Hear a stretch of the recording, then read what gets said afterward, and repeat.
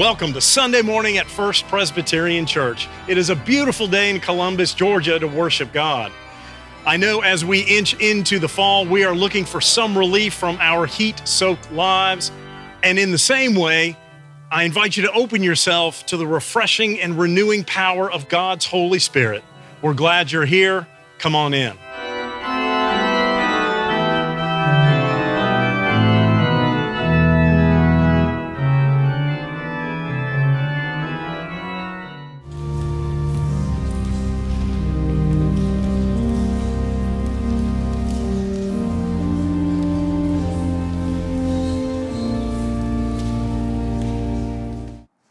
Our first reading today comes to us from Psalms chapter 133.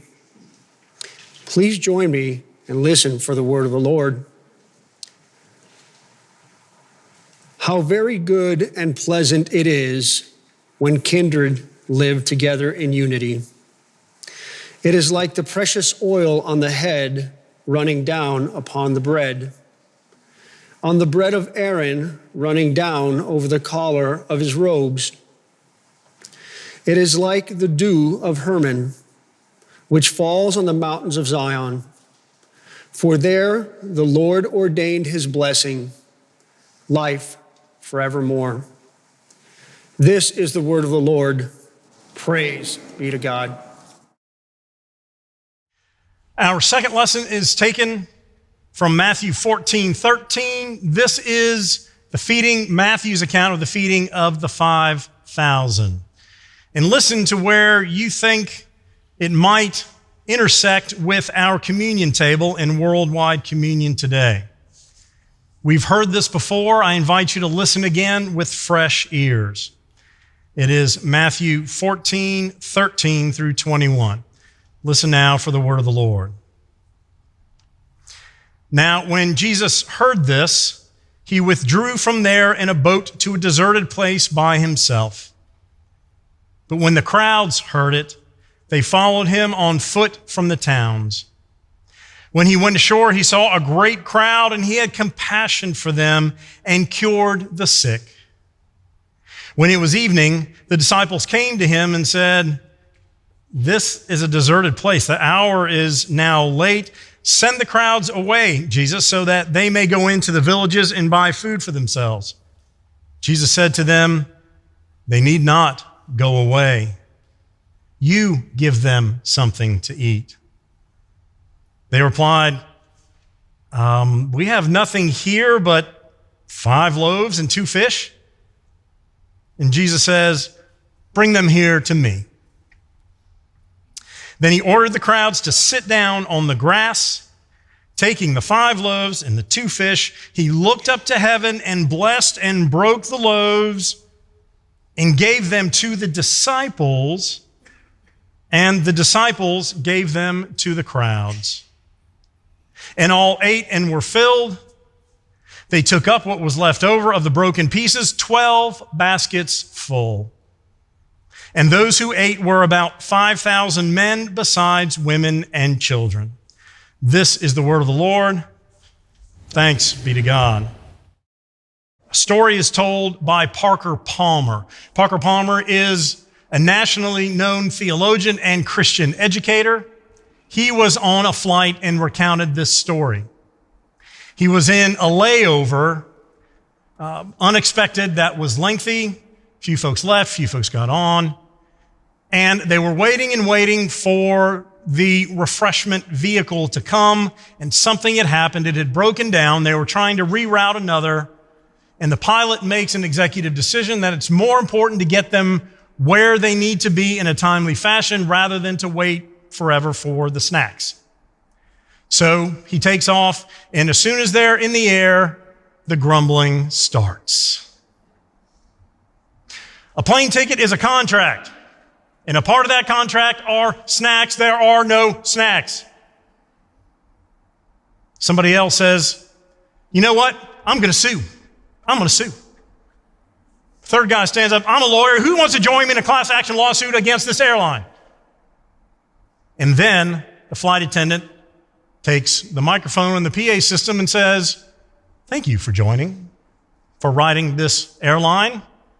We're sorry about the snack vehicle. We thought it was more important to get you where you were going. You'll notice the captain has turned off the seatbelt light. We are just approaching 30,000 feet, our cruising distance. Now, I was on the connecting flight that most of you were on, and I saw you, she said. Most of you took at least 2 or 3 bags of peanuts. I would invite you to open those extra bags of peanuts and share it with those around you. If you have mints, I would invite you to share those mints with people around you. If you have a newspaper, you can't read it all at once, so I invite you to send the sections of your newspaper around so everyone can share it and different people can be reading it. And if you are a parent or a grandparent, I invite you to show everyone around you pictures of your children or grandchildren. And in that moment, things changed and settled down.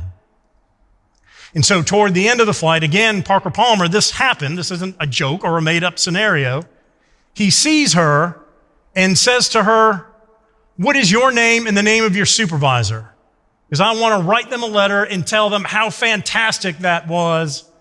That is the best example of team leadership I've seen in a long time." And she says, "Well, it still works." And he said, "What still works?" "The loaves and the fishes still work." So today we are immersed in the loaves and fishes. We are at table for this meal.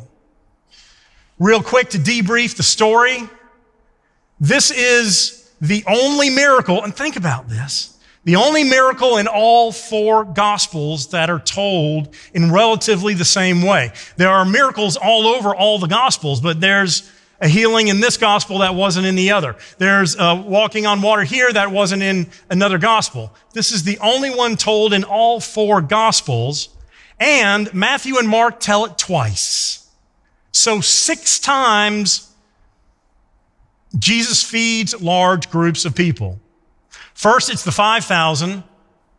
And then Mark and Matthew, again, at a separate event. It's not the retelling of the same story. It's the 4,000. I'll get back to that. So we need to pay attention to this particular miracle because everyone is telling it. And again, they told it multiple times. So it begins with, and having heard that, Jesus went away to a deserted place. What did he hear? Our passage doesn't include that, but we have to know that. John the Baptist was just killed. And remember, John the Baptist and Jesus were close to one another. We believe both of their mothers, Mary and Elizabeth, were cousins, which makes them distant cousins as well, and family and kin on some level. They probably grew up in general vicinity and knew each other. John was the precursor of Jesus. Remember the baptizing first before Jesus even came, and Jesus had John baptize him. Some of the first disciples were disciples of John the Baptist before they were disciples of Jesus. In John's account, 2 of the disciples were following John, and Jesus comes and John says, "That's him, the one I was telling you about." That's John's purpose, to say, that's him, to point the way to Christ. And then those disciples said, "All right, let's go." So this is a big deal to the disciples and some who followed John first, and to Jesus himself. This was most likely a friend and family member that he was relatively close to. Dead. Herod Antipas killed him. And so now he had just been informed, and Jesus was going away to grieve out of the tentacles of the leadership of the temple and of the Roman authorities. He's going away to a deserted place to have a little time of grief and downtime. But they wouldn't let him. The crowds saw Jesus and they followed him and brought him to this place. And when he saw him, what might your response be? Let's say you just lost a close family member and crowds of people are coming to you and asking for specific things of you. Is that the right time? No. Jesus could have said, hey, just give me an hour. Just give me 2 hours. How about you stay here and we'll start in the morning? No. Jesus sees them and has compassion on them. Compassion. And he starts to heal the sick. Jesus here is at the height of his popularity. We're about midway through the Gospel of Matthew. We're in chapter 14. It goes to 28. He hasn't started yet the descent that will get him to Jerusalem for Holy Week. They haven't yet started openly plotted to have him crucified. Everybody is following Christ now because something's going on. People have seen him. They're following him. They've heard his teaching. They've seen the miracles, and this is another. So Jesus is at the height of his popularity. So the crowds are coming. They're following him, cannot get away. And so Jesus again has compassion on them, heals them. And at the end of the day, disciples say, hey, Jesus, we got to get him out of here. Sun's getting ready to go down. They haven't eaten all day. There's nothing around here. They'll have to go find villages where maybe they can eat. And Jesus says, oh no. We can feed them right here. And disciples say, we are not equipped. We do not have what we need to take care of these people. Nobody's logging food. Nobody had brought it from the towns and villages. Jesus says, what have you got? 5 loaves, 2 fishes. Bring them to me.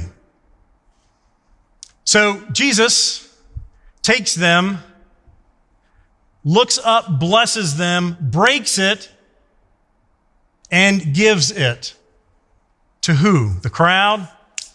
No. To the disciples. Jesus doesn't directly give food to the people.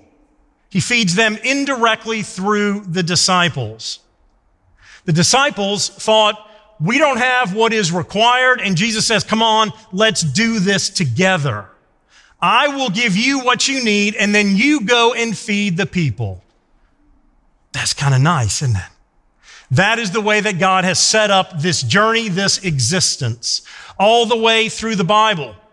Could God have done the flood without keeping Noah? Did God need Noah? God could have just created people again after the flood. God could have just given Noah an ark and said, hey, there's an ark over there. You and your family go get it. But he made Noah prepare it. He sent Abraham and said, you need to leave from here and go where I'm sending you, and you will be a father of nations. Did God have to use Abraham? Of course not. Ezekiel, speaking to the captives in Babylon, he says, tell my people that there's going to be a time I bring them back and all will be redeemed. Did God have to go through Ezekiel? Of course not. Moses on a hillside taking care of the sheep. They said, go down, Moses. Let my people go. Did God need to use Moses? No. But God chose to be in partnership. Ananias said, you go to a street called Straight. I'm going to send you a sin-sick soul by the name of Saul of Tarsus. He's a mess. We are going to take care of him, and he is going to do amazing things. Did God need Ananias to do that? No. Did God need Mary to welcome in the Son of God, God incarnate, to come in? Why couldn't Jesus just have descended as an adult and we just get started? No, because God has chosen to be in partnership with you, with me, and the world. I've heard it said that we cannot do anything without God, and God chooses not to do anything without us. And so today we are about being partners with God. God has chosen, and just like those disciples on that mountainside who said, we don't have enough to give these people what they need. And Jesus says, oh yeah, we do. You've got everything you need already. How many times do we, like most of those people that I just mentioned in the Bible who said, oh no, I don't want to do that. I don't have what it takes. I'm not whatever. God says, yeah. You got enough. I'm going to send you. You go. We are in the same position every day as we seek to go into the world to be the disciples of Christ. We don't think we have what we need, but we do. We don't think that God is using us in the same way that God used those first disciples, but God is. It is our job to take the food that God has given us, just like those first disciples, physically and spiritually, and go feed the world in Christ's name. Your challenge this week, I've been giving you one every week. I've moved from homework to mission to challenge. I like challenge, I think. Your challenge is to go this week and feed someone physically or spiritually. There are those in this room, there are those in the world who have cut God off, and we are literally starving ourselves because we will not let the feast of God into our lives and hearts because we are afraid of what that means for us. And we are missing the feast that God of abundance that God is waiting to fill us with. So your challenge is to go into the world. If you need to start in your own home, fine.